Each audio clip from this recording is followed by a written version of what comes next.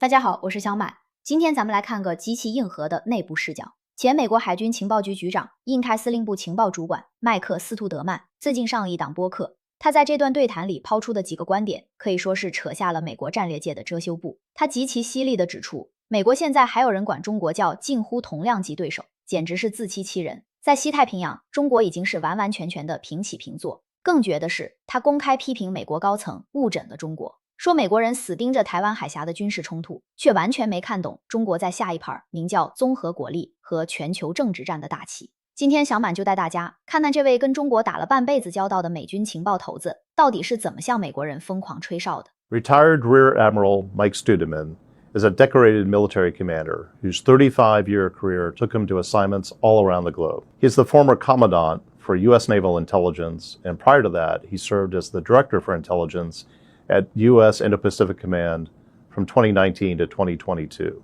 He is an expert on China, on the People's Liberation Army, and Chinese political warfare. We talk about how U.S. intelligence views the strategic situation in the Western Pacific.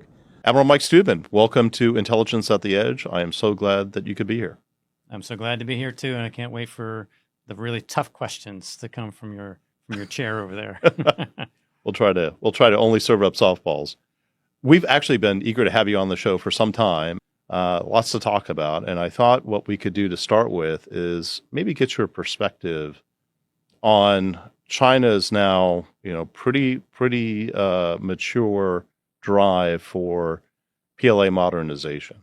And, I'll share my personal view that I still think the average American doesn't yet fully understand the extent to which the PLA has not only grown its forces, but also improved its military forces. Not just bombs and bullets and warships and aircraft, but the quality of their execution. But I would be curious if you could help us set the stage in understanding China's current military power. Yeah, I think what we've seen with PLA modernization, it's been one of the fastest developments in human history. You can go back and take a look at some of the other empires that were built, nation states that came back, like Germany after World War I, and China's right up there in terms of the pace, the tempo, the quality of the military buildup over a unit of time. And unfortunately, at the critical period when they were making more and more breakthroughs, we had a distracted eye because we were taking care of what were rightly some pressing threats from terrorists. And so we were going after Al-Qaeda and ISIS and things like that. And we always had a weather eye on China, but frankly, a lot of our energies were consumed elsewhere. And so I do think that we didn't have the kind of ongoing conversation that the government needed to have with the people of America and our allies and partners about what this meant, the why, how it fit into China's larger ambitions, and what we should do about it, and what do we really care about with regard to another country's defensive systems? Does it have some kind of offensive capability, which is, single-threaded for a contingency or two? Is it regional? Is it global? Those debates were going on in the intelligence community for some time, and for too long, actually. The conclusion was maybe this is just a regional challenge that we have to deal with, and that's actually not the case. China needs to be considered in terms of its global interests and its intent to have a military eventually protect those developmental interests globally. Admiral, you were formerly director of the Naval Intelligence, also the intelligence director for Indo-Pacific Command. So you've had a close eye on Chinese military power for a long time, particularly the Navy. And I think I've read you say that the Navy is absolutely a peer of the U.S. Navy. What did you mean by that? Normally, when I say that, I talk about the military being a peer to the United States, particularly when you factor in any geography with regard to, we're not going to go, decide to meet up at the Arctic and then go fight. I mean, if there is a dust up with the Chinese, it's going to be over the interests that we have and that they have in the Western Pacific by and large. And so it's a home game for them. It's an away game for us. But if you take a look at the quality and the numbers, the volume, the capacity of the PLA, it's truly awesome. And you don't want to overblow the threat, but you don't want to underrate it either. And frankly, those who are still using the words near peer need to study up more on the kind of threat that we see today. Many of these platforms, the capabilities that we find, cyber, electronic warfare, and space, the list goes on, they are world-class. They are well-trained on their equipment, and they do way more practicing in terms of live fires than we do. And guess what? Their op tempo is very high because they're being asked to do essentially non-war military activities that include the pressure tactics in the, East China Sea, around Taiwan, South China Sea, and elsewhere. And so, look, we've got a real capability that's strengthened itself over the years and would present a dire challenge for any military or combination of militaries that would clash with the PLA. And their military power is connected to their broader national power, their economic strength, their political and diplomatic strength. I think you have talked about China's got great latent power and is finding ways to convert it into, I think you used the term, ready power. That's right. And again, could you explain what you meant by that? Because it sounds, pretty interesting. Yeah, so I think that the main thing people miss with regard to rating in the traditional indices of national power is to say, well, my GDP or my resources or my population are X, Y, and Z, and they're superior to this nation or that nation.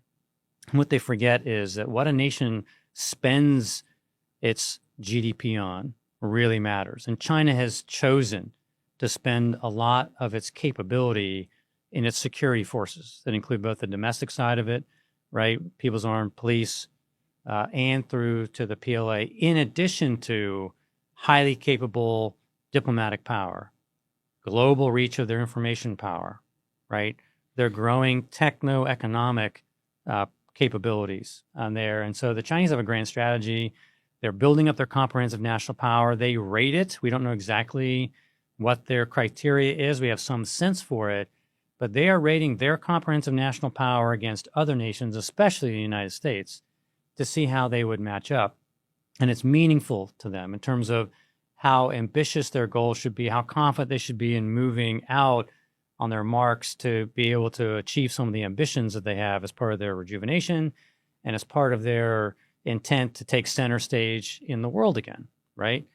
And so they are actively doing this with integrated civil military fusion, approaches. And we, on the other hand, I think are too often stovepiping our problem related to China as only, say, a military problem primarily over Taiwan, and we're going to fight the battle of the Taiwan Strait.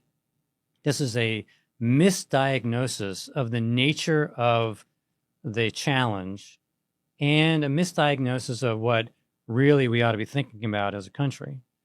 The fact that our government doesn't explain it very well to the American people means that we have 1,000 different views about China. And so we haven't got a unitary diagnosis of the problem, the challenge, and we certainly don't have the right kind of prescriptions, I think, yet for how to deal with it. We've tried various different things, but in the end, military power, to your point, is only one component of comprehensive national power, and the Chinese are adamant about going through that conversion process. When we talk about the defense industrial base, and we're so desperate to rebuild it, it's because we forgot that conversion ring entails the industrial base to convert your latent power into your ships or your aircraft or your munition power, right? And so we let that, frankly, become too efficient and too small, too fragile. Yeah. Right. And so in almost every way, if you're talking about diplomatic, informational, military, et cetera, the Chinese never forgot that having the conversion ring with all the capabilities inside of it to leap you from latent to real and ready deployable power is the challenge. What you said a moment ago about Americans' sort of focus or hyper focus on a Taiwan contingency sort of resonates with me because when I think about, like, say, Volt Typhoon and some of the cyber intrusions that China's perpetrated against our country in recent years and that we've talked about in previous podcasts. I mean, yes, they can be effective and useful in a contingency, but they seem to sure have broader purpose in mind with the scope of some of what they've done. So how do you understand or how do you explain the ambitions for China's military power? Well, I think that ultimately, having our national security strategy and our national defense strategy focus on deterrence, and I think what they mean is don't move against Taiwan or Japan or the Philippines in an overtly military fashion, and then we're going to stabilize and have an economic relationship with them. Totally misses the point with regard to understanding China. China aims to expand its political power. Its aim is to be able to earn influence all over the planet. In earning that influence, they're able to shape the norms, the preferences, the values, right, of the world community. And they've been very successful in expanding their political power through the overarching umbrella of political warfare, right? So in play today, political warfare takes many forms, right? It's simply the best way to understand political warfare is expanding your political power at the expense of others and using all means to do it, but short of war, right? So that's today's environment. So I think we have a nation on the United States side that thinks, look, if I can just deter the battle of the Taiwan Strait, I win, right? In fact, you can lose the peace because you haven't identified China's real strategy, which is an ever-expanding arc of influence to be able to get it access to markets, to resources, right?